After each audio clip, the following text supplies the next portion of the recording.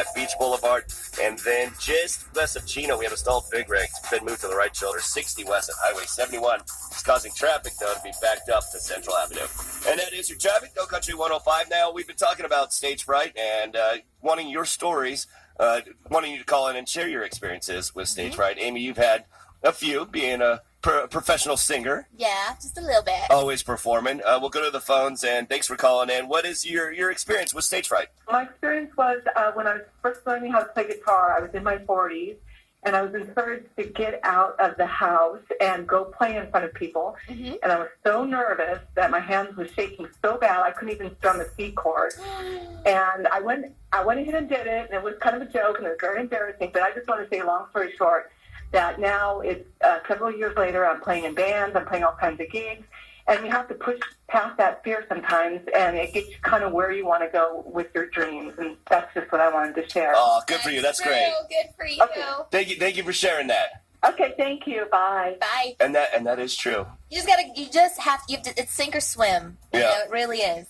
Now, that's a good story and a good message, but I want, like, the embarrassing stories. So let's see if next caller has it. Go Country. Oh, my God, David, you're killing me.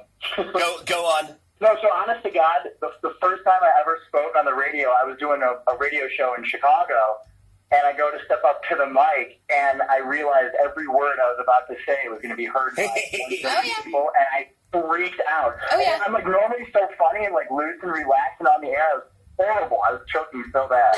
That's not, I will tell you this. My very first time on the radio was in Orlando, Florida, and they put me on at like 1 a.m.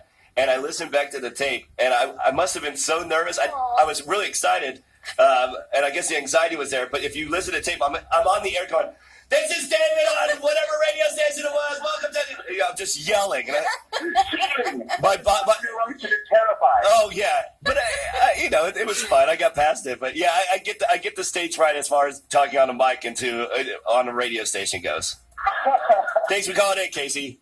Hey, you got it, man. Take care. Bye. Which is silly because you're just talking into a microphone. No, I just have to pretend that it's just you and me if I really think there's people in their cars listening to what I foolishly say. Nobody's listening. Watch. Okay. Go Country. You're not really listening, right? Hi. See? You're listening. Not even listening. She didn't respond to the question. What's your stage fright story? So I just graduated from college as a sign language interpreter, and so my first little gig thing was for my younger brother's high school graduation. And my goodness, it was ridiculous. Like my face, I know I looked at my hands, they just weren't moving at all. And so I was like stuttering with my fingers, if you could imagine that. And it was just terrible. Oh man, I could only imagine. But you made it through the speech, right? Oh, the whole song and the speech, yes, definitely. Well, good for you. That's all that matters. That's hard. I know that feeling where your throat just gets all choked up and you need to breathe. I really feel like it's a breathing thing. If you can just like slow down and take some deep breaths, it helps. But and you know what? Nobody probably noticed you were nervous at all. That's the crazy thing. Yeah, you kind of forget how to breathe and blink and walk and everything. Exactly. Thanks for calling in. And I'm kidding. Everybody totally nervous, and they were totally judging her and laughing at her. No.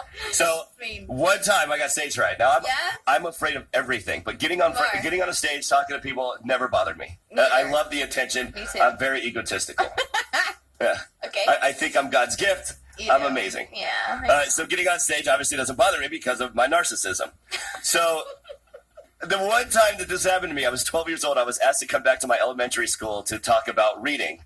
And they asked me to prepare a whole speech, and I did. I go up, and I look across, and there's 800 to 1,000 students waiting for me to say something about reading and why reading is beneficial. I go up to the mic, and I go, "Reading is good," and I stepped away. Stop it. That's it. That's all you said? That is it. And you walked off the stage? Oh, it was so bad. Wait, how old were you? I was 12. Reading is good. Reading is good. That I choked. And I remember telling myself, I'm like, I never want to feel like that again. And yet you're in the public eye a little bit. Well, now I don't care. Right. That's the secret. You cannot care. Well, I've embarrassed myself so many times now that I can't get any worse. I feel it. I'm right there. Right. I know. Well, like we said, Amy, thank you for posting that video of the most epic stage fright experiences poor woman had singing the national anthem. It's on our Facebook. Check it out and share your stage fright stories there. Yes, for sure. And there's also a post on Instagram. So go to our Instagram, GoCountry105, and post your epic fails there as well. Beautiful. Thomas Rhett, Old Dominion, going to be at the Greek Theater September 22nd. That's Summer Under the Stars.